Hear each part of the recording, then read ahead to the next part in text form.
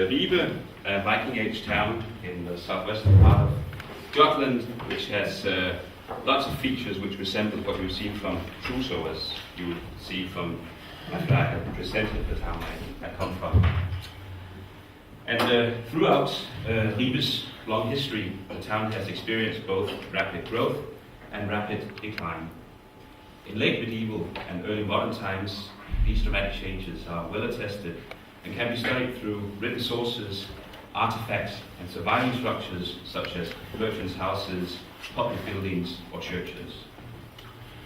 When it comes to Viking Ribe, this is not the case, since the cathedral is the only surviving structure from the Viking Age. I'll come back to that. Instead, we're left with just a few written sources and the rich archaeological remains in the layers underneath the present-day small town. And just to give you an impression of the quite rapid changes in the town's economy and population in the early modern period, we can take a look at the population numbers from Ribe and note that they vary between 4,400 in 1615, falling to only 1,100 in 1735. That's very dramatic. And what's hidden behind these numbers is that Ribe's economy and population number was greatly affected by political, economical, or environmental changes in the early modern period. When it comes to Ribe's early history, the period from 700 to 1200, our historical knowledge is very limited compared to later times, but we do know that both major political, economical, and environmental changes took place, and that these changes most probably had a very direct effect on life in Ribe. The archaeology in Ribe somewhat differs from some of the other Viking Age towns in Scandinavia, for instance, Haitabu or Birka or Kaupak, in the sense that the Viking Age Emporium today has a living town with a 1,300-year-long history standing on top of it.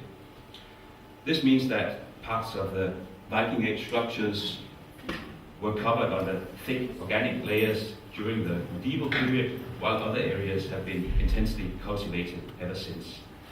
In short, this means that some parts of Ribe's Viking Age archaeology is very well preserved, while other parts are totally destroyed. You have to bear this in mind when trying to interpret the archaeological remains. The town itself can trace its roots back to around 700 AD, when a trading site housing specialized craftsmen and merchants arose on the northern bank of the small river Ribe, at the place where the main road of western Jutland crosses the stream. The first visitors were most probably Frisian traders and the local aristocracy. The town is situated at a place where a well-suited natural harbour meets with the road networks of mainland Jutland.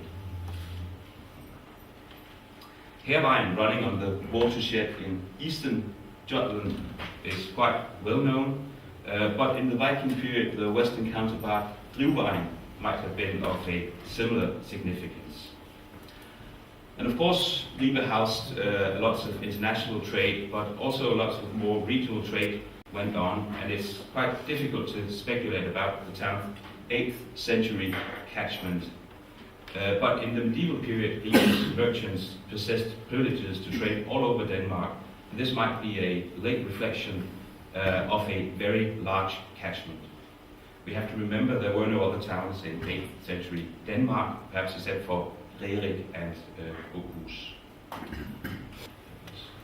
The first phase of Ribe's history is characterized by irregular plots, the presence of specialized craftsmen, and perhaps also the use of different types of Frisian shatters. Claus Pevejle suggests that this first phase only stretched over somewhere between 1 to 5 years and was succeeded around 715 by the quite famous regular plot structure which formed the backbone of the town for the following centuries. 6 to 8 meter wide plots, as you can see here, housing sitting on each side of a road stretching along the bank of the river, a Uferweg. I see the establishment of the trading site Ribe. Around 700 AD as an agreement between Frisian traders and the local elite, which probably lived south of Ribe, in this area, as indicated by both hoards and significant archaeological finds and topographical factors. The mouth of the river Ribe could be controlled from this area. The local elite may have visited Dorstad themselves, thereby meeting craftsmen and traders, or could in other ways have been connected with the expanding trade networks of the time. Ribe's archaeology is famous among numismatics for its many shatas, the small Frisian-type coins from primarily the 8th century, and to date more than 200 have been found in excavations in Ribe as single finds. So they were being used by the traders. Shortly after the establishment of the regular plot structure in Ribe, we see a shift in the coin use. From now on, shatas of the border monster type became dominant. There's the total number in 2006, and if we look at the numbers and the different types of coins, we see that the Roland Monster, or the Series 10 shatter, the one over here, makes up 85% of the total number of coins. If we sort the coin types by face, it becomes quite clear that we have a mix of different types in the very early 8th century, followed by a clear dominance of the water monster type throughout the 8th century, as you can see here. Around 800, the water monster shatter was succeeded by a denary type coin with a similar motif, combination group 5, as Melbourne has called this coin. It has been speculated whether the water monster shatter was Danish or Frisian, and whether both it and its denary type successor was struck in Ribe. I think we can answer that question with both a yes and a no. The way I interpret the coin distribution from Ribe is that the water monster coin was an original Frisian or North Sea coinage that was copied by a Danish king who perhaps liked the iconography or for some other reason favored this coin. So the water monster coin was the Danish king's coin, meant to be used on his markets, Ribe, and probably also Erik. Using well-known foreign coins as models for domestic coinage was the case in Heidelberg a little century later, so this kind of behavior is not unparalleled. The chronological distribution of the coins in Ribe's well-stratified layers strongly points toward that there was indeed a coin monopoly in effect. The establishment of the regular plots and the ability to maintain a coin monopoly on the marketplace based on the water monster shatter, I see as strong indicators that the town came under royal Danish command already in the early 8th century. We know that this was indeed the case by the middle of the 9th century, when the Danish king Ulrik II controlled Ribe, as attested by Vita and Scarvi. So trade flourished and changed throughout the 8th and early 9th century, leaving fantastic stratified deposits on the plots in Ribe that luckily were sealed underneath later deposits, allowing us to excavate them today, often resulting in a staggering number of finds. So this is a 100 square meter excavation resulting in that number of finds. So that's just to give you an impression of what is hidden in that stratigraphy. In other parts of Ribe, only dug-down structures are left, such as post holes, pit houses, and burials. The town's burial ground was situated a little to the north and east, in an area of more than 7 hectares. A little more than 50 cremation and inhumation graves so far have been excavated, but it is evident that a very large number of cremation graves have been destroyed by later activities. The excavated graves are dated between the 8th and 10th century.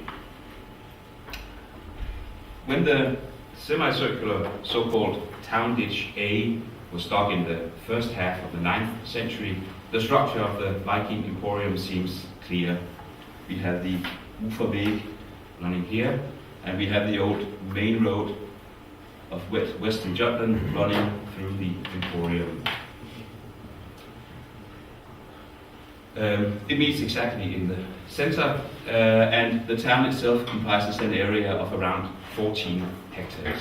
The extent of the settlement behind the Uferweg is not clear, but more and more points towards a rather dispersed settlement of longhouses and pithouses. The harbour has not yet been found, but we are working on that specific problem. With the establishment of the so-called Moat B, which was 7 to 8 meters wide and had a 6 meter wide turf-built wall, Ribe became a fortified town. The date for this undertaking is uncertain, but it has previously been dated to the 9th century. But excavations in the summer of 2014 proved that the moat was filled in the late 10th or very early 11th century, and combined with carbon datings, it's now clear that the construction time for this fortification was the 10th century. If we compare Ribe to the ring fortresses of the Trelleborg type and the largest Viking Age emporium in Scandinavia, Heiterbu, we get a quite good sense of the town's proportions. This is Heiterbu, Ribe, and here you have the large ring fortresses and the normal ones, we could call them that. With the discovery of early Ribe in the 1970s, another question arose. Where is Ansgar's Ribe, the layers, finds and structures from the later 9th, 10th and 11th century? The failure to produce finds from this period in excavations in Ribe led to the belief that the town more or less disappeared. But recent excavations have shed considerable light on this quite complex topic. We start by looking at the stratigraphy on the plots, the Uferweg. In 2011, St. Nikolai-gade, running across the Viking Age plot, was being renovated. Immediately underneath the modern road, the plot structure came to light and proved to fit the results from the post office excavation just next to the road quite nicely. It's an older face there, but there's a quite good correspondence. In this excavation, we were able to demonstrate that the layers underneath the street had not been destroyed by agriculture, and we were able to isolate a stratigraphic sequence containing the youngest intact layers so far known on the plots. It's right up here. We took out 3 samples for carbon dating, and from each sample, 3 chart grains were dated. So it's coming from where the green dots are, resulting in these 9 datings, 3 of which were 8th, 9th century and must be residual material, while others were late 10th century and one was 11th to 12th century. I think this proves that the plot structure was in use at least until 1000 AD, but that the layers from this period to a very wide degree must have been destroyed by later activities. This does not answer the question, where are the finds from this period, but I'll come back to that. Instead, we jump across the river and turn to the excavations at the cathedral, which has proved to be the true eye-opener in recent years. For reasons unknown, no major excavations had been carried out at the cathedral in Ribe until 2008, despite this place being the most probable location for the oldest existing church in Denmark. In 2000, a fire destroyed a building complex just south of the cathedral, and this led to an excavation of 127 square meters, and the results were quite spectacular and helped provide the funding for excavating the rest of the plot, around 500 square meters. And on top of this, the entire cathedral square has been remodeled in 2012. This has also led to major excavations and recording works, though primarily the younger structures 1 to 1.5 meters underneath the present surface. But the replacement of sewer pipes has given us an opportunity to record the older structures as well. And on the whole, we'll say that the archaeological knowledge about the St. Mary's Cathedral in Ribe has been multiplied several times since 2008. It has been documented that the cathedral was built partly on a dune of drift sand, which, by the way, is very common around Ribe, and I don't think they knew when they picked it up. But what is essential is that the area was a prominent terrace with the old main road of Western Jutland running by just to the south. But let's take a look at what we found in the excavation. This is the bottom of the excavation, 3.5 meters underneath the present surface. And we now know that the site was first used as a Christian cemetery. Around 1050, this area shown here was settled and covered by settlement layers. Due to dendrochronology combined with multiple coin and artifact finds, we can date these sealing settlement layers with great precision. So, without any doubt, the graves are older than 1050, plus minus 10 years. The question is, of course, how much older? The graves themselves did not give away many clues, since only 2 out of 83 contained grave goods. That was a bead necklace and a small knife. So, to answer the dating question, so far 36 carbon datings have been made. Some are 9th century, but most are 10th and 11th century. And of course the datings are corrected for reservoir effect. Now, can this be true? If we look at the excavated cemetery, we see graves with quite varying orientations and also quite a lot of overlaps, which should point towards a longer period of use. The subsoil in the area is very homogeneous sand, providing very similar conditions for the buried, but still it was evident that some of the skeletons were much better preserved than others, and this could not be explained through either sex or age of the interred. So I believe it's due to the fact that some of the dead had been lying in their graves for much longer than others before being sealed by thick organic layers around 1050. If we look at the chronological sorting of the graves provided by carbon dating, stratigraphy, and preservation conditions, we get more or less the same result, which in my mind is a strong reason to believe that we are dealing with a burial ground used from some time in the 9th century until around 1050. Are these graves Christian at all? Yes, they are. The absence of grave goods is of course one negative indication, but also the presence of 2 generations of ditches belonging to the Viking Age base is a trait found only on Christian graveyards, and their presence is based in Christian liturgy. Such ditches are not found on the many pagan burial grounds excavated in Denmark. And here's just a few examples of the graves we excavated. This is a girl with a bead necklace, one of the few graves with grave goods. A man here, poor preservation with a 9th century carbon date. A wagon body, quite a surprise as well. And both men, women and children were buried there. Just east of the cathedral we fully excavated a 16 square meter area. The 2 older structures here were also chamber graves, as was known from the other side as well. The younger one contained another wagon body, but this time also a bit of grave goods. That was a bead necklace and a very, very decomposed silver disc fibula, which has a very close parallel, or perhaps an identical parallel, in one of the famous Birka graves, grave 660, which is also known for its small crucifix. And the Viking Age cemetery in Ribe was a quite large undertaking, most likely circular and bounded by a ditch and an area of around 9,000 square meters. Using the grave density from the excavation, if we use the grave density from the excavation, the total number of buried between 850 and 1050 can be estimated at between 2,000 and 3,000.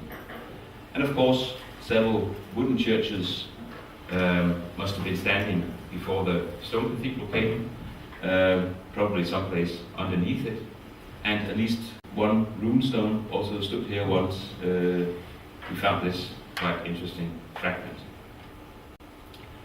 So, Ribe in the later 9th and 10th century, we had something over here, not as much as there was in the 8th or early 9th century, but we had a church standing over there.